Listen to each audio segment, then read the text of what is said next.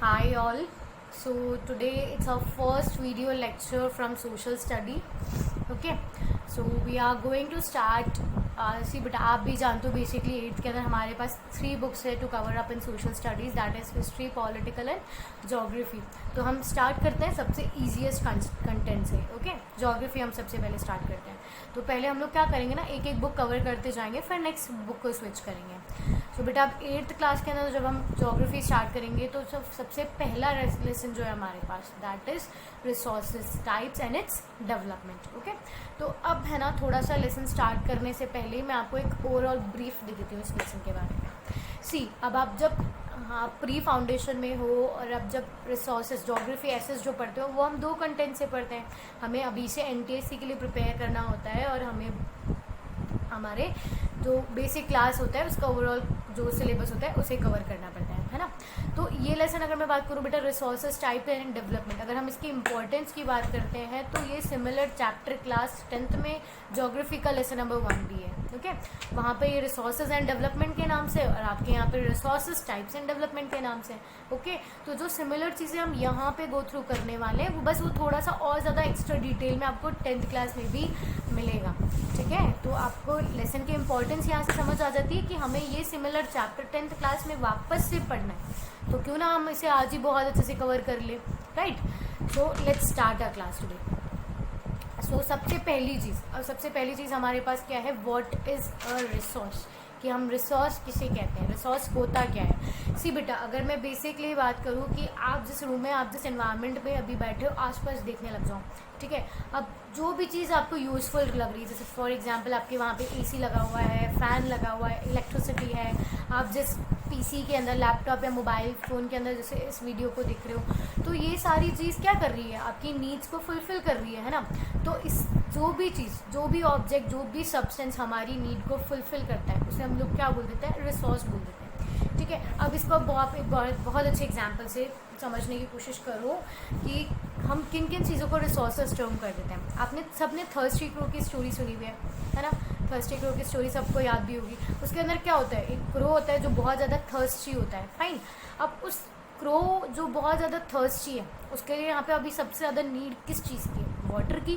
और जो अगर उस टाइम पे उसे वाटर अवेलेबल हो जाता है तो वो क्या हो जाएगा, उसके लिए एक रिसोर्स हो जाएगा. समझ में आ गया आपको कि हम बेसिकली जो भी चीज़ हमारी नीड्स को सेटिस्फाई करती है उसे हम लोग क्या टर्म दे देते हैं, रिसोर्स दे देते हैं. जस्ट एग्जाम्पल, फॉर एग्जाम्पल अगर मैं मानूँ pen, books, water, resources, electricity, road, mountains, कुछ भी, कोई भी चीज़ है, बस वो हमारी नीड्स को सेटिस्फाई करनी चाहिए, तो उसे हम लोग क्या बोल देंगे, रिसोर्सेज. ओके, तो अगर आपसे अगर ये एग्जाम में अगर आपसे क्वेश्चन पूछ लिया जाए कि व्हाट इज़ अ रिसोर्स, तो आपको इसको डिफाइन किस मैनर में करना है, that anything that helps us to satisfy our needs.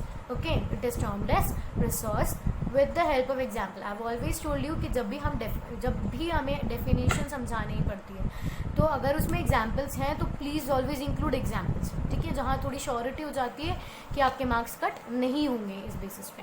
Okay, तो जब हम रिसोर्सेज की बात करते हैं, anything that helps us to satisfy our needs. Example अपने यहाँ पे मैंने तो वाटर, फैन, मिनरल्स दिए हुए, आप अपनी नीड्स के अकॉर्डिंग रिसोर्सेज को बता सकते हो, एग्जाम्पल सजेस्ट कर सकते हो. Okay, so next is what makes an object a resource. ऐसी कौन सी चीज़ होती है, चलो ठीक है, एक तो मैंने यहाँ पे हमारी नीड के अकॉर्डिंग आपको समझा दिया कि भाई ठीक है, नीड है हमें तो वो रिसोर्स है. अब हमें नीड कैसे पता चलेगा कि भाई नीड किस चीज़ की है. अब मानो बेटा कि ठीक है, आप है ना बहुत एक 5 स्टार होटल में गए हो अपनी फैमिली के साथ में, बहुत टेस्टी और फुल एकदम बहुत ज़्यादा हंग्री थे, बहुत अच्छे से खाना खा के आए हो, है ना. ठीक है, और घर आते वक्त आपके सामने कोई आ जाए कि भाई आपका फ्रेंड पहुंच जाए घर पे कि मैं पिज़्ज़ा लेके आया हूँ तेरे लिए, ये पिज़्ज़ा खा ले. और मतलब आप उस स्टेज के अंदर हो कि आप अब एक एक्स्ट्रा मतलब वाटर भी ड्रिंक नहीं कर सकते. ठीक है, तो वो आपको पिज़्ज़ा खाने का मन करेगा, नहीं बिल्कुल नहीं ना, ऐसा लगेगा कि यार इसको ले जाओ, वॉमिट हो जाएगी, है ना. तो वो एक ऐसी सिचुएशन हो जाती है. ठीक है, मतलब अब रिसोर्सेज को आप इस टर्म से समझने की कोशिश करो कि हम रिसोर्सेज केवल उन्हीं चीज़ों को बोलते हैं जो हमारी नीड्स को भी सेटिस्फाई करती है और हमें उसी स्पॉट पर अवेलेबल हो जाती है. अगर उसी वक्त में अगर मैं बहुत ज़्यादा हंग्री होती और वो पिज़्ज़ा मेरे सामने आ जाता तो वो मेरी नीड्स को सेटिस्फाई कर देता, तो वो मेरे लिए क्या बन जाता, रिसोर्स बन जाता. ठीक है, और जब मुझे बिल्कुल ही प्यास नहीं है, जब मुझे बिल्कुल कुछ खाने पीने का मन नहीं है, आप उस टाइम पे ले आओ. ठीक है, तो वो क्या है, मेरे लिए एक वेस्ट बन जाता है. ओके। तो मतलब हर एक चीज़ की यूटिलिटी होनी चाहिए या एक यूजिबिलिटी होनी चाहिए। अब यूटिलिटी और यूजिबिलिटी मतलब समझ लो ना, फॉर एग्जाम्पल कि ये पेन है मेरे पास में, ओके, इस पेन का एक पर्टिकुलर यूज़ है कि ये लिखने के काम में आता है, तो ये क्या हो जाएगा, एक रिसोर्स हो जाएगा। मानो कि अगर मेरे हाथ ही नहीं है तो मैं इस पेन को अगर यूज़ कर पाऊंगी, नहीं कर पाऊंगी, तो ये इसकी यूजिबिलिटी मेरे लिए नहीं है, तो ये मेरे लिए रिसोर्स नहीं करेगा। तो resources also vary from person to person, okay, and place to place. पर आपको यहाँ पे इतना ज़्यादा डीप समझने की ज़रूरत नहीं है। आपको बेसिकली यहाँ पे क्या समझना है कि रिसोर्स होता क्या है, anything that helps us to satisfy our needs. और किसी भी चीज़ को हम लोग, किसी भी ऑब्जेक्ट को रिसोर्स कब बोलेंगे, जब उसका कुछ ना कुछ यूज़ होगा। अब जैसे मानो कि एक कुरकुरे का पैकेट, ओके, कुरकुरे का पैकेट है, उसके अंदर कुरकुरे या चिप्स है, तो आपको पसंद भी है वो, तो उसका एक यूज़ हो गया कि वो खाने में यूज़ किया जाता है ना, तो उसकी यूजिबिलिटी हो गई, तो वो हमारे लिए क्या बन गया, रिसोर्स बन गया। मानो कि वही कुरकुरे का एम्प्टी पैकेट अगर आपको कोई ला के दे, कोई यूज़ नहीं है ना आपका उसके लिए, ठीक है, तो वो हमारे लिए क्या बन जाएगा, वेस्ट। तो हम किसी भी चीज़ को रिसोर्स तब बोलते हैं जब उसका कोई यूज़ होता है, ठीक है। अब जैसे मानो कि फॉर एग्जाम्पल अगर हम बात कर लेते हैं यहाँ पे कि एक फायर लगी है बिकॉज ऑफ पेट्रोलियम, ठीक है, अगर उस आग में अगर मैं जाकर के पानी और ज़्यादा पानी सप्लाई करवाती हूँ तो वो क्या होगा, या और ज़्यादा ऑक्सीजन अगर मैं वहाँ पे सप्लाई करूँगी तो वो क्या करेगा, आग को और ज़्यादा बढ़ा देगा, फायर को और ज़्यादा बढ़ा देगा, तो वहाँ पे फायर वाटर का यूज़ नहीं था, तो वहाँ पे हमारे लिए वाटर यूज़ मतलब रिसोर्स नहीं बनेगा। पर अगर उसी केस में अगर मैं वहाँ पे सैंड अवेलेबल करवा दूँ, ठीक है, अब सैंड क्या करेगा, ऑक्सीजन की सप्लाई को कट डाउन करेगा, है ना, जिसकी वजह से फायर जो है वो बुझ जाएगी, कट ऑफ हो जाएगी, ठीक है। तो अब उस टाइम पे हमारे लिए यूजिबिलिटी किसकी आई थी, सैंड की। तो आप इस टर्म्स को बहुत अच्छे से समझो कि हम केवल उन्हीं चीज़ को रिसोर्सेज बोलते हैं जो हमारे लिए यूज़फुल होता है, जो हमारे लिए यूज़फुल नहीं होता है उसे हम लोग क्या बोल देते हैं, वेस्ट। तो बहुत अच्छे से समझ में आ गया, यूजिबिलिटी है तो रिसोर्स है, यूजिबिलिटी नहीं है तो वो क्या बन जाएगा, वेस्ट बन जाएगा। क्लियर है। और भी पॉइंट्स है, देखो इसको कैसे और भी समझ सकते हो आप कि हमारे लिए चीज़ें रिसोर्सेज केवल तब बनती है, things become resources only when they have a value. Value मतलब समझते हो, अब आपको मैंने समझा दिया। अगर आप कुरकुरे, अभी हमने एक एग्जांपल लिया था, ठीक है, तो कुरकुरे हैं, जब आपने उसको मार्केट से परचेस करने गए तो वो एकदम पैक्ड था, तो ठीक है, तो आपने मानो 5 रुपीज़ 10 रुपीज़ जो भी उसकी रिस्पेक्टेड प्राइस थी वो आपने पे करी। अब आपको कोई जाकर के बोले कि वो 5 रुपीज़ का सेम पैकेट पर उसके अंदर कुरकुरे नहीं, केवल एम्प्टी पैकेट है, आप जाकर के उसको खरीदो, तो आप उसके लिए एक वैल्यू दोगे क्या, उसके लिए एक अमाउंट दोगे क्या, वर्थ दोगे क्या, नहीं ना। तो अब समझ रहे हो कि हमारे लिए जो चीज़ें यूज़फुल होती है उनकी एक फिक्स्ड वैल्यू भी होती है, ठीक है। आप इलेक्ट्रिसिटी जो आप लेते हो, आप घर पे कभी इलेक्ट्रिसिटी बिल देखना, वो भी कभी एक पर्टिकुलर यूनिट पे आता है, उसकी भी एक वैल्यू है, उसके लिए भी आपको कुछ ना कुछ रिटर्न में पे करना ही पड़ता है। All resources have some value. अगर मैं वाटर की बात करी थी तो वाटर को भी अगर आप यूज़ करते हो तो वाटर के लिए भी आपको वाटर बिल पे करना पड़ता है, जैसे इलेक्ट्रिसिटी बिल आता है वैसे ही पानी का बिल भी आता है, okay. Next, value means worth. Worth मतलब समझते हो ना, मॉनेटरी वैल्यू यहाँ पे बोल रहे हैं, मनी, फाइनेंशियल वैल्यू है यहाँ पे, ओके। सी, अब वैल्यू जो है यहाँ पे ज़्यादातर हम लोग इसको केवल फाइनेंशियली नहीं अडोर कर सकते बेटा, जो वैल्यू होती है वो बहुत इकोनॉमिकली भी होती है और नॉन इकोनॉमिकली भी होती है। अब नॉन इकोनॉमिकली या नॉन कमर्शियली आप कैसे समझते हो, समझो कि जैसे फॉर एग्जांपल कि आप ना आप सो रहे थे और आपको एक बहुत डरावना सपना आया, ठीक है। अब आपको बहुत डरावना सपना आया, तो उस टाइम पे अगर मैं आपको ला के दूँ कुरकुरे, पिज़्ज़ा, चिप्स, मानो पानी, आपको गोल्ड भी अगर मैं उस वक्त ला के दे दूँ तो वो आपके लिए रिसोर्स नहीं होगा, है ना। उस टाइम पे आपको क्या चाहिए, मम्मा चाहिए, पापा चाहिए, या समवन एल्डर चाहिए जो उस टाइम पे मतलब आपको मतलब लाइक जब आप डर रहे हो, ठीक है, तो आपके पास कोई ना कोई हो। तो बहुत सी ऐसी फीलिंग्स भी होती है, तो जो हम उसे क्या करते हैं, हम लोग उसे नॉन इकोनॉमिकल मैनर में डील करते हैं। थोड़ा इसको और ज़्यादा अच्छे से समझने की कोशिश करते हैं। फॉर एग्जांपल कि आपके बहुत अच्छे मार्क्स आए, ओके, आप क्लास में आपने टॉप किया है, ठीक है, तो जब आप क्लास में टॉप कर रहे हो तो उसके रिटर्न में मम्मा पापा ने क्या किया, आपको बाइसाइकिल ला के दे दिया या एक लैपटॉप ला के दे दिया, ठीक है, तो वो तो इकोनॉमिकल हो गया, ठीक है। पर जो उनकी केयर थी, जो फीलिंग्स जो थी, उनका जो अफेक्शन था आपके लिए, वो क्या हो जाएगा, नॉन इकोनॉमिकल हो जाएगा। वो भी हमारे लिए बहुत बार रिसोर्सेज होते हैं, ओके। मानो कि फॉर एग्जांपल अगर आप उसके बदले में मम्मा पापा ने आपको बोल दिया कि चलो अब एक ट्रिप पे जाके आते हैं, तो जो लैंडस्केप आप विजिट करने जा रहे हो, माउंटेन्स, फॉरेस्ट वगैरह जो होते हैं, ठीक है, वो भी बहुत सी बार जो साइट होते हैं, जो सीनरीज हम देख रहे हैं, वो भी हमारे लिए क्या होता है, नॉन इकोनॉमिक होता है। वापस से थोड़ा डिटेल समझ लेते हैं क्या चीज़ें ज़्यादा फास्ट इसको ज़्यादा कॉम्प्लेक्स करने की कोशिश मत करो, बहुत इजीली समझो। रिसोर्सेज हम केवल उन्हीं हर उस चीज़ को बोलते हैं जो क्या होता है हमारे लिए किसी ना किसी काम का होता है। ओके, और अगर कोई चीज़ काम की है तो उसकी हमेशा हमें एक वैल्यू पे करनी पड़ती है। इतना सा समझ में आया? रिसोर्सेज की हमेशा क्या होगी? वैल्यू होगी। All the resources will have value. अब जो वैल्यू होती है बेटा वो बहुत इकोनॉमिकल भी होती है और नॉन इकोनॉमिकल भी होती है। अब इकोनॉमिकल का मतलब तो क्या होता है? मनी से होता है। ठीक है, मानो कि एक पेन है, ठीक है, इस पेन की वैल्यू क्या है? 5 रुपीज़ है, 2 रुपीज़ है, 3 रुपीज़ है, 10 रुपीज़ है, तो ये तो इसकी इकोनॉमिकल वैल्यू होगी।